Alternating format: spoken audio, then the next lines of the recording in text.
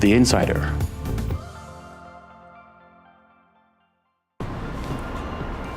Swadee and welcome to The Insider. A key question for many businesses is, would Thailand take advantage of being located in the middle of Southeast Asia? As we know, the potential is enormous. Since mid-2014, the Thai government has made infrastructure overhaul a top priority to reach the goal of Thailand 4.0, special economic zones and others. There need to be a new transport infrastructure in the country. And as the Prime Minister has said, there will be a new transport infrastructure. Today we have a key person to update us about progress on Thailand's logistics and transportation system, Mr. Arkhom Termpittayapaisith, the Minister of Transport.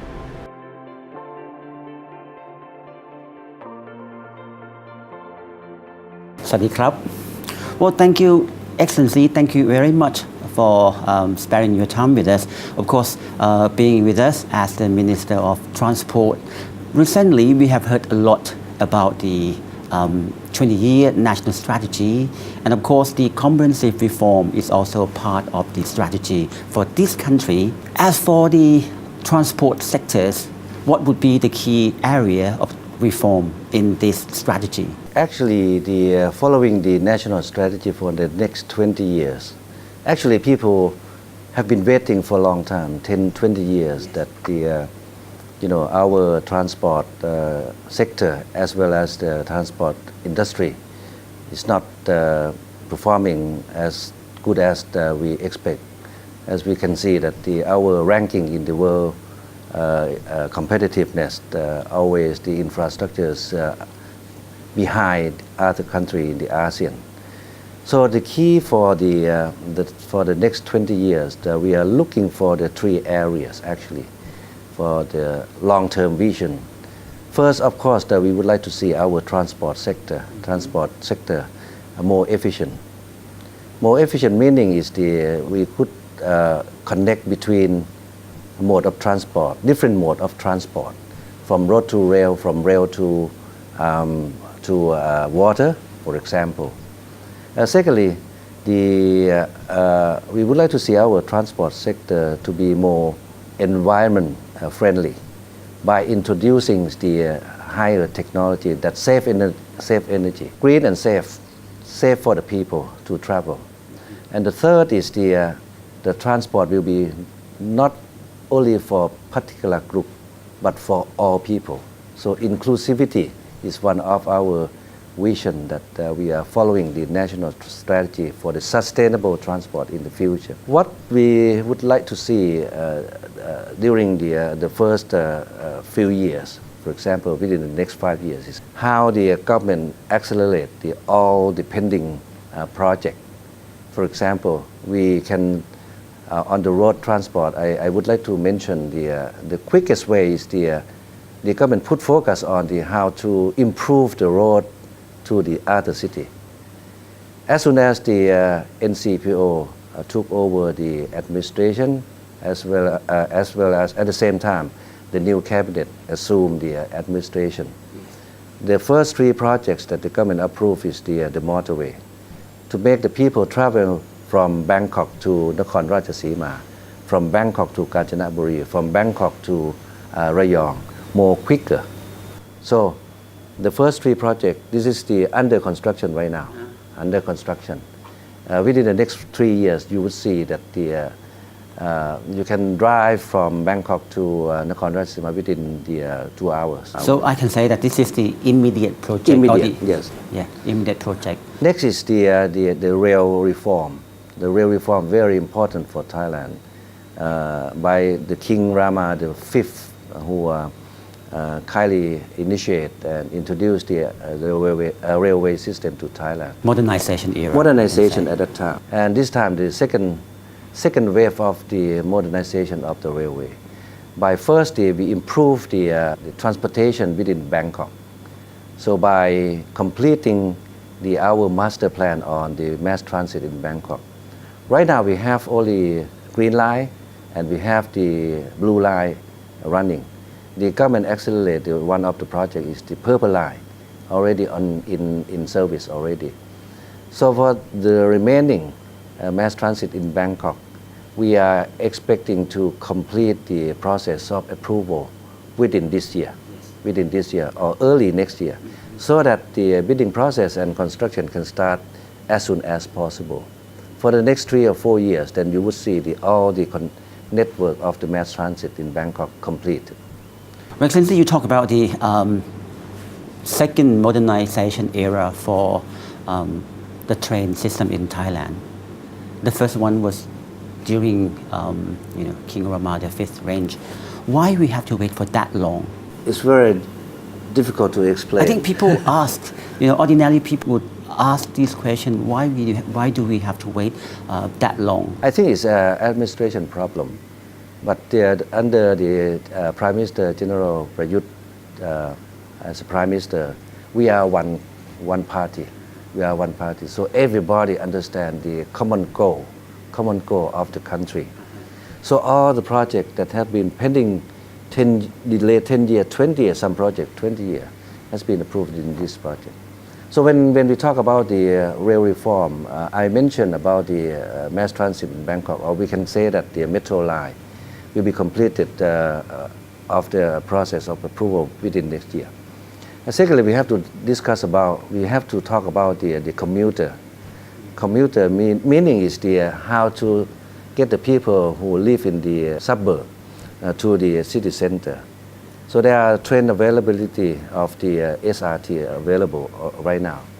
The SRT has been reforming their service by improving the rail track, as well as to increase to electrify the train in the future. Third, we need to talk about the intercity. I mean, the longer distance. Commuter is very short distance. Longer distance is the improving of the track system by the double the track. Right now we have only a single track.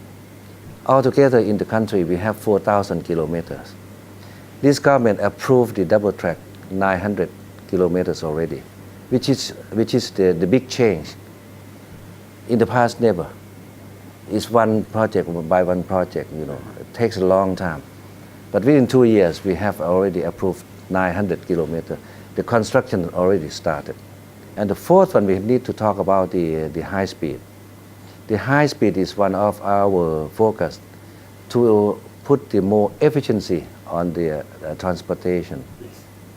Many people say that it's too expensive. But looking at the growth of the economy and the regional growth of economy, then you can see how we get the people to live outside of Bangkok, to generate the growth for the benefit of the people in the rural area. We always hear that in many countries, when at first no one believed that the high-speed train will bring the growth to the region. But soon after the train operate, then the number of the population increased within a few years. And the business and the economic activity start to go around the country. So for high-speed rail, number one is the cooperation with China to connect between Bangkok to Lao PDR and to China. This is the ASEAN connectivity with the non-ASEAN country. Second project is the Bangkok Chiang Mai, which is the cooperation between Thailand and Japan. We are on the process of completing the economic feasibility study, and next year the engineering team will start the process of the detailed design of the Bangkok Chiang Mai. Yes. And the third one is the Bangkok Rayong. Bangkok Rayong, distance about 300 kilometers. Is on the process to the PPP committee. This project will be granted to the private sector. Hopefully that if we can get the approval from the PPP committee, then the bidding process will be early next year. And the last one is the Bangkok Hua Hin.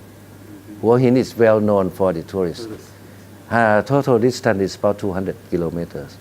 This is another one that we are granting to the private sector as well. Connectivity is the key measures for the economic growth for the region. But from listening to you, would you be able to assure that all these projects would help to reduce the traffic congestion in Bangkok? Because we are now among the worst traffic in the world. We accept that the traffic congestion is one of the big problems for Thailand's economic competitiveness, as I always heard from the foreign companies in Thailand as well. I think the key issue is first we need to complete our network of the mass transit or metro lines in Bangkok so that people can have the choice. Secondly, even though right now we have the network, part of the network, but the connectivity is not completed yet. If you're talking about the blue line, the existing blue line and the purple line, of course we have the one station still missing. But I would confirm that the physical infrastructure already available, already complete, except for the signaling system and the track. So right now we are negotiate with the private company, the operator, the blue line operator, to extend another station in the future. I mean, not the future, very near. Within next June, the common ticket of the metro line will be issued, will be available. Meaning people can use one ticket with one ticket for all mode of transport. Not only for the metro line, but also for the bus, for the boat, as well as for the motorway as well. Oh, that would be quite convenient for. Yes, right now, you know, the people who use the expressway and motorway, you know, in the past you have to have to ticket, to card, to card, but right now they join.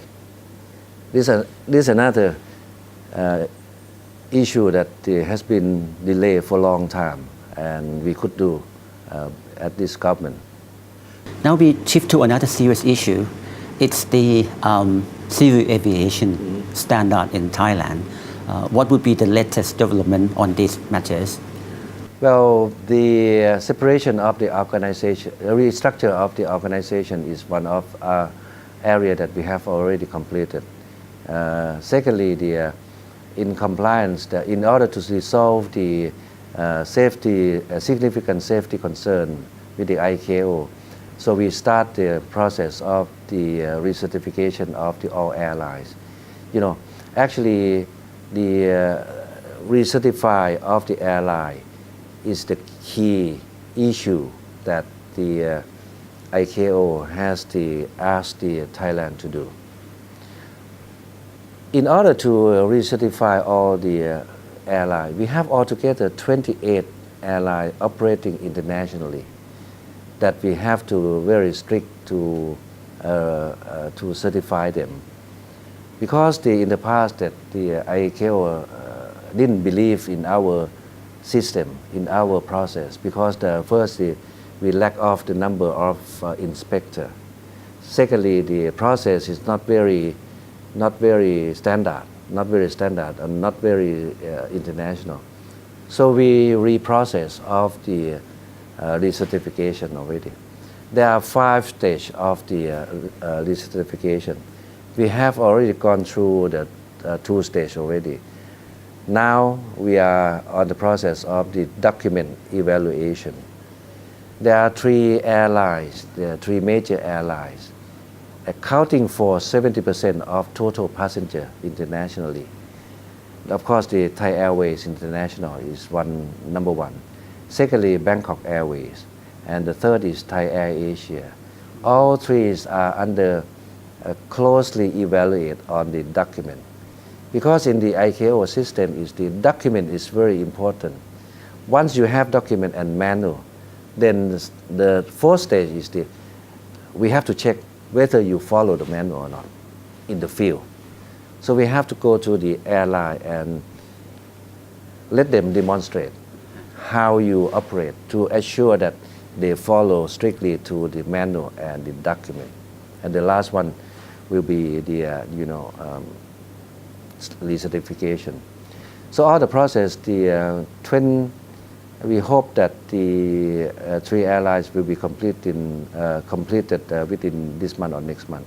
But all airlines, we expect to complete all 28 airlines by the next September. But we don't want to wait until September before we request the ICAO to re-audit our system. By May, we may request. We may request we may invite the ICAO to re-audit our system by completing a few airlines first to make sure that the process is transparent and international compliance.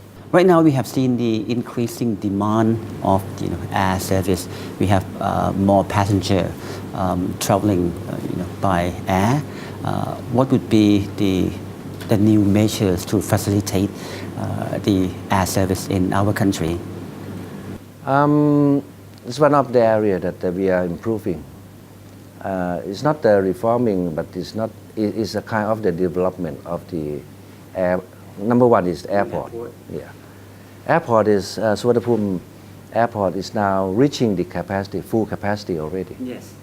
Soon after it opened in 2016, the total capacity is 45 million passengers per year. Right now it's 55 already. So it's beyond the capacity. So that's why we need to use the Don Mueang Airport as the second international airport. So altogether, we can receive up to the 55 million passengers per year. So the government already approve and start the construction of the second phase of the expansion of the Suvarnabhumi Airport by building the satellite terminal. So the satellite terminal will enhance the capacity of the Suvarnabhumi Airport. And secondly, the new terminal, what we call the East Terminal, that will be designed for the domestic in the Suvarnabhumi Airport. So this one of the Suvarnabhumi has to be expanded, and we have already started. Okay, within a few years. The third airport that the government would like to develop is the Utapao Airport. So we will use the 3 airports altogether. Utapao has been used for charter flights for the tourists, foreign tourists.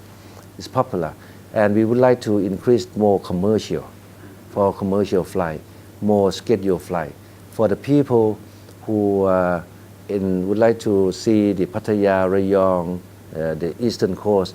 Then they can fly to the Utapao. Okay. So this is the air service.